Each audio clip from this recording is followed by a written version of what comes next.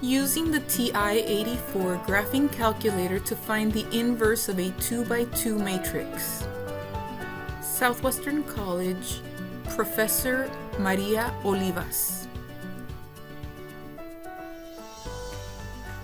In this video, we are going to find the inverse of a 2x2 matrix.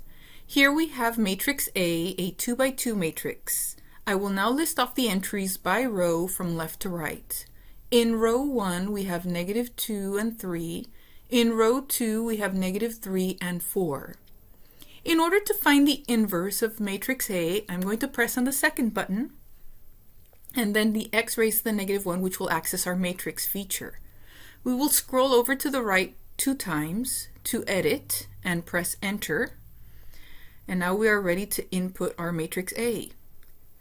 The default order is 1 by 1. We are going to change that to 2 by 2. We will now input the entries in matrix A. In row 1, we have entries -2 and 3. In row 2, we have entries -3 and 4. In order to exit, we are going to go to second and quit. Now we are going to go to second, and we're going to that x raised to that -1 to access matrix.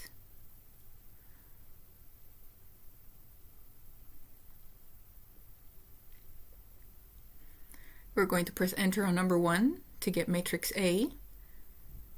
Now we are going to press that x raised to the -1 because this button also represents our inverse button. So this will find us the inverse of matrix A. And here we have a 2 by 2 matrix. I will now list off the entries by row from left to right. In row 1 we have 4 and -3. In row 2 we have 3 and -2. In order to verify that this truly is the inverse of matrix A, I'm going to store this matrix. So we're going to press that STO button, and then we're going to go second, matrix, and we're going to go down to number 2, matrix B. So we're storing this inverse as matrix B in the calculator.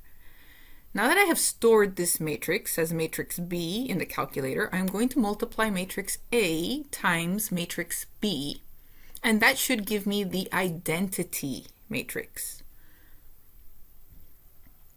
The products of A times B is going to be this matrix right here, which is the identity matrix. And if I multiply B times A, I'm also going to get the same identity matrix.